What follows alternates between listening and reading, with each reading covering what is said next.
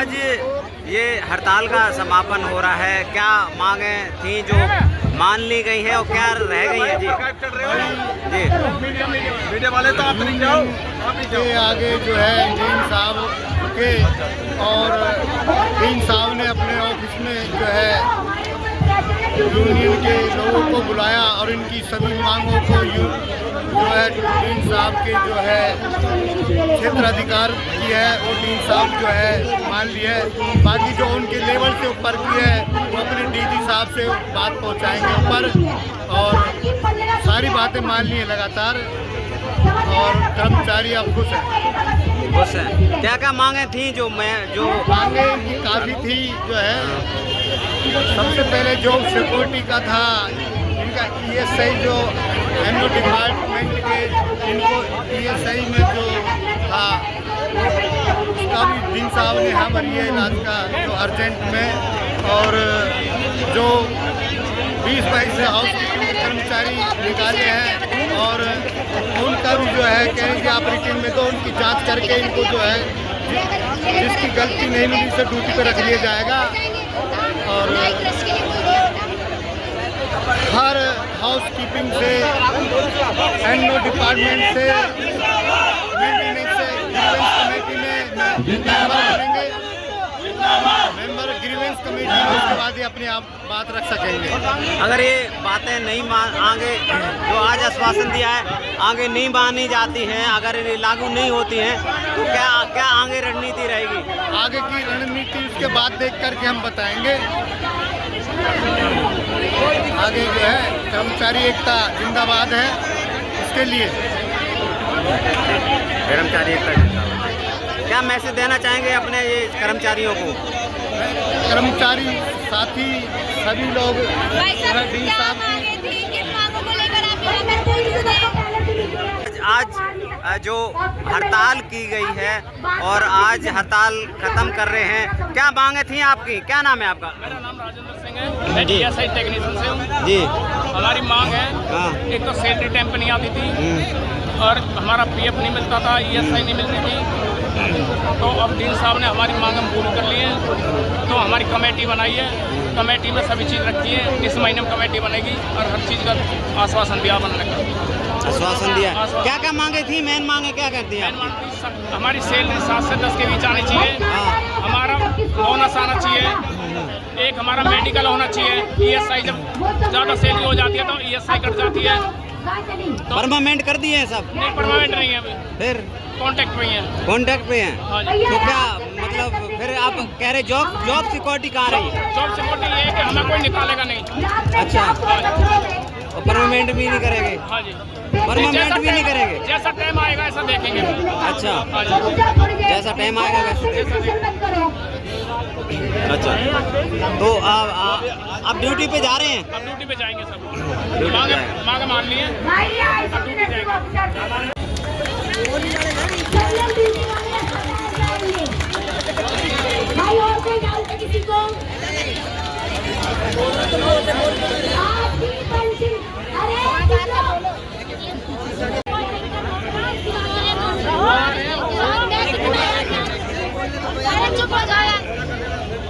यार एक बात लास्ट बात करने की जरूरत नहीं है।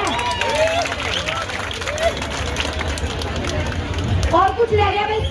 आपको बोलना चाहते हैं? एक बात हमने बोलना है। उसको भी इसी बात लग सकती है कि हमने अपनी बात कर ली, इससे पूछना मैं तुम्हारे लिए ज़्यादा टेंशन में थी के लोगों के लिए। उसका वही एक निर्माण जो है वो यही है कि आज के बाद कोई भी कॉन्ट्रैक्चुअल नर्सिंग ऑफिसर की भर्ती नहीं होगी, कोई नया नहीं आएगा। मैं कल को नौकरी छोड़ के जाती हूँ या कोई और कॉन्ट्रैक्चुअल नौकरी छोड़ के जाता है, जो जितनी पहले आया था उस सीरियल के अकॉर्डिंग यूनियन की मेंबर के साथ सलाह मशवरा करके तुम्हें as a nursing officer promote कर दिया जाता है। और उसमें से हमारी ये कोशिश है कि 4 वैकेंसी का कुछ घंटे का सिस्टम चल रहा है, उसमें हम ट्राई करेंगे कि 5-7 तो इसके अगले महीने में ही प्रमोट हो जाए। उसके लिए हमें कॉन्ट्रैक्शन से मतलब कॉन्ट्रैक्टर से अलग से बात करनी पड़ेगी। सीनियरिटी के अकॉर्डिंग भाई तुम प्रमोट होंगे, जो पहले से एनओ की सैलरी पे है वो उसने पहले से ही ऑफिसर की सैलरी पे आएगा। कल की सैलरी और किसी का कोई डाउट पूछना चाहते हैं बिल्कुल ओपन है, ऐसा ना हो कि भाई मेरी बात नहीं है किसी की बात का।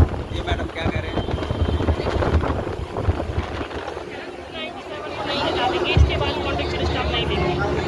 ये क्लियर हो गया ना?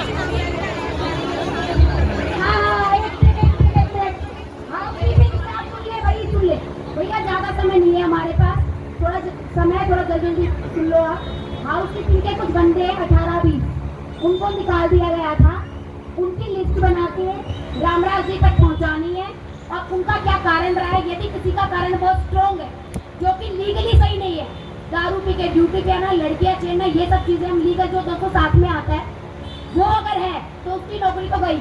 बाकी अगर किसी पॉलिटिकल रीजन अंदरूनी दिमाग लगा के जिसने जिसको निकलवा दिया उसको हम वापस ड्यूटी पे ले लेंगे।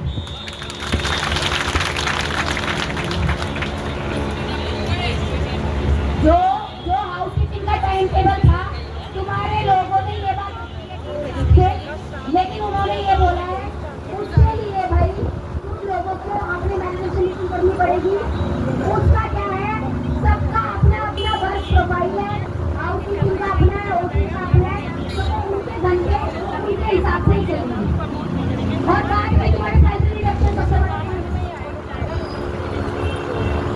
जो तुम्हारी सैलरी रिडक्शन हुई लास्ट मंथ उसके लिए खुद बोल, मैंने बोला उसको बोलो तुम्हारी सैलरी कट गई।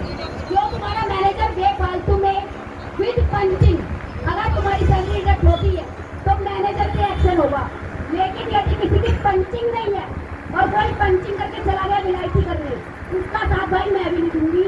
हम भी आते हैं 9 से 4 घर छोड़ते हैं और फिर घर जाते हैं। और जिसकी पूरी पंचिंग है ड्यूटी पे आया है उसकी एक दिन की भी सैलरी नहीं कटेगी। और जेडी सर का एक पर्सनल वही रीजन था कि कोई भी एक साइड की पंचिंग ना करे, डबल साइड की पंचिंग चाहिए उनको फुल सैलरी रिलीज करने के लिए। तुम अपनी वो एक भी मौका मत दो कि दूसरा तुम पे बात करो, तो कल सारा स्टाफ पंचिंग को लेके भाई बहुत सीरियस हो जाए।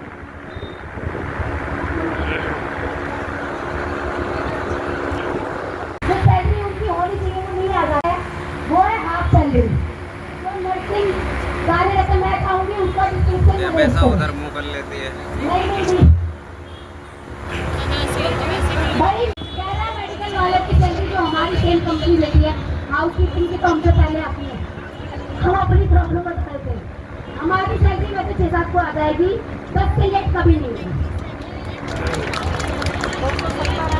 भाई। हर 7 तारीख को सैलरी लगाई पैरी मारे इस बात पे। और दूसरी बात जो मेडिकल बेनिफिट की बात है, जो मेडिकल बेनिफिट की बात है भाई शांति बना कर रखिए, अपना काम तुम्हारा हो गया, तुम जल्दी है हमारी बातें भी सुन लो भाई। 10 तारीख आखिरी है हर किसी की सैलरी की, 10 तारीख आखिरी। भाई मेंटेनेंस वाले अगर अपनी ये बात बोले 2 दिन में इनकी 3 महीने सैलरी रिलीज हुई है। चलो ठीक है, पैरामेडिकल की भाई सुन लो, जिनका SIC नहीं कटता 21,000 से सैलरी जिसकी ज्यादा है, हमारा जो एम्पर वाला कॉन्ट्रैक्टर है उसमें बस हम ही आते हैं, बाकी तो कोई आता नहीं। जो हम एम्पर वाला कॉन्ट्रैक्टर है हमें SIC कट जाए ये बात हमें 3 साल को रखी है, बट इन सर ने बोला है कानून के हिसाब से नहीं है, बट फिर भी हम DG सर को रिक्वेस्ट कर लेंगे कि भाई तुम कर दो, पर ऐसा कुछ नहीं है। पर इमरजेंसी हम ये चाहते हैं कि कुछ अमाउंट ऑफ रिडक्शन हमारी सैलरी से होता रहे और हमारा प्राइवेट मेडिक्लेम तो कंपनी वाला मेडिक्लेम करवा देगा उसमें, लेकिन ऐसा नहीं होगा कि पैसा सारा एक बारी में काट लेगा। स्मॉल अमाउंट रिडक्शन होता रहेगा और मेडिकल बेनिफिट सबको मिल जाएगा। उसमें जो अमाउंट चाहिए 5 लाख, 10 लाख, 15 लाख, 20 लाख, 25 लाख वो तुम लोगों को डिसाइड करके ग्रुप में डाल देना, तो उस हिसाब से मेडिकल करवा देगा।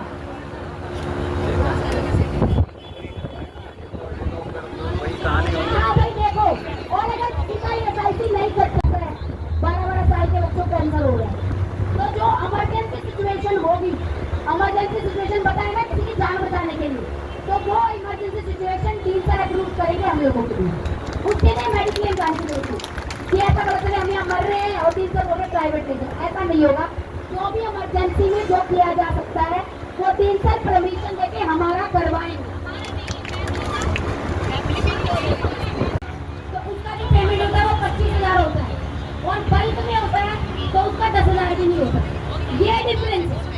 तो तुम अगर 25 तुमने बोला नहीं हम अश्योर्ड है, हमें नहीं कराना, आगे नहीं है बच्चे, तो वो तुम्हारी मर्जी है।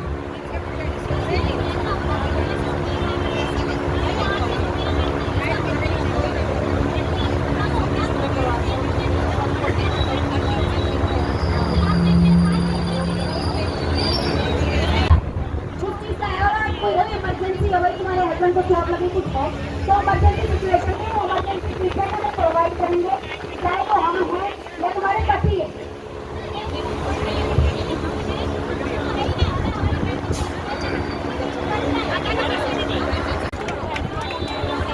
भाई सीएल की बात मैंने सबके लिए बोली थी, सबको मिलेगी, मैंने बताया मुझे मिलेगी। एग्रो है, paramedical pharmacist, lab technician, MRT जो भी आता है भाई पैरामेडिक में उन सबको सीएल है। मैं पहले बता दूं nursing officer, agro, OTA, lab technician, pharmacist सबको। हाँ तुम भी मेडिकल लीव के लिए सबने बोला बाइक चलानी पड़ेगी, मैं इमीडिएट इलेक्ट्रिकल सर्कुलर नहीं हेडक्वार्टर बोला बाइक चलेगी। और जो पुराने हैं उनके लिए पुराने हमने ये बात बोलती भाई सुन लो भाई, 12 साल हो गए हैं उनकी क्या। अब ये बताओ जब ओवर एज हो गए हैं, परमानेंट का वो बन नहीं सकते क्या होगा, तो उसको कहा तुम टेंशन मत लो, तुम्हें कोई नहीं लगेगा।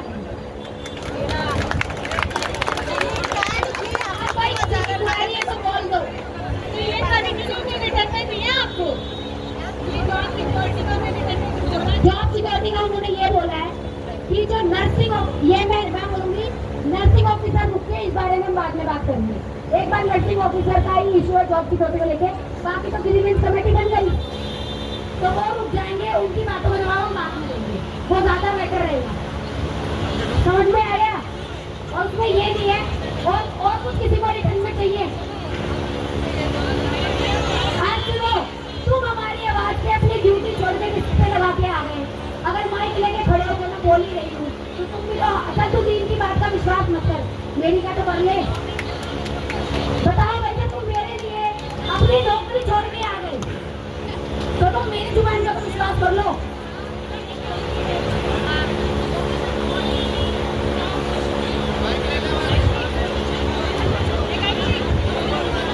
वो डायरेक्ट अधिकारी से ना मिले, यूनियन से आकर के मिले, अपनी बात यूनियन के सामने रखे, यूनियन आपकी आवाज अधिकारियों को बताएगी।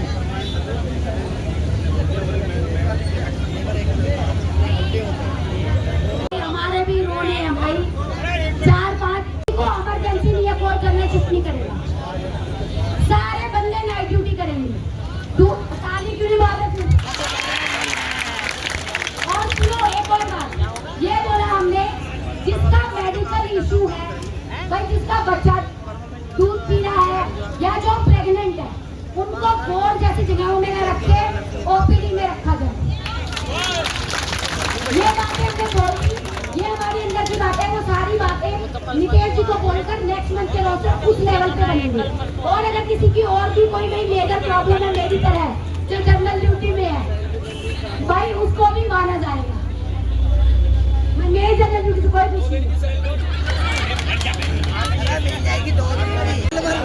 एक वैलिडिटी सुन लो भाई, सुन लो सबके सब एक वैलिडिटी फंक्शन करके सबको अपनी ड्यूटी पे जाना है। जनरल ड्यूटी वाला 2:30 बज रहे, जनरल ड्यूटी वाला 1-8 घंटे भाई सुन लो, जनरल ड्यूटी वाला जाके आउटपंच करेगा, आपकी सैलरी सबको मिलेगी। और हम कोशिश कर रहे हैं कि कल की भी किसी की ना करें, हम बोल रहे हैं हमें सैलरी चाहिए, कल की सैलरी। अब सुन लो सबके साथ कि वो जो 11 क्या हो गया, अब सुन लो भाई, मैं बोल रही हूँ जो 2:30 बज गया, जिसकी ड्यूटी शिफ्ट के अकॉर्डिंग अभी ड्यूटी है, वो अपने वार्ड में चला जाएगा। वैलिडिटी फंक्शन के बाद कोई हमें ये धोखा नहीं देगा कि अपने घर चले जाओ रिलैक्स करने के लिए। क्योंकि अगर इवनिंग ड्यूटी की लिस्ट बनी, तुम लोग इवनिंग में नहीं रहे, तो भाई हमारे ऊपर बात कमेटी में डिसीजन होगा। और अगर कोई लीगल एक्शन भी है तो पहले ग्रीवियंस कमेटी उसको देखेगी, फिर पुलिस की बात बाकी जाएगी। ये हमारी जॉब सिक्योरिटी का रिप्लाई है। यदि किसी को इस पे कुछ है तो फिर बोलो। फिर कंप्लेंट ठोक दी, उसको निकलवा दो। एक ग्रीवियंस कमेटी बनेगी जिसमें पैरामेडिकल अलग है, हाउसकीपिंग अलग है, मेंटेनेंस अलग है।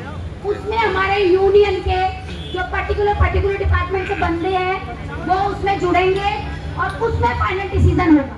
ऐसा नहीं होगा कि डीन का मन क्या निकाल दिया, जेडी का मन क्या निकाल दिया, मैनेजर का मन क्या निकाल दिया। ये तुम सब लोगों की जॉब सिक्योरिटी का आंसर। नर्सिंग ऑफिसर जो 297 अभी नर्सिंग पद पर कार्यरत है। इधर देखो मैडम, जो नर्सिंग में अभी काम कर रहे हैं और सैलरी ले रहे हैं मैडम जी। सर की कैलकुलेशन के अकॉर्डिंग हमारी जितनी भी सैलरी है, मतलब जितने भी हम लोग हैं, उनमें से कोई बाहर नहीं जाएगा। ये तो 100% एफर्ट लगाएंगे, पर हमारे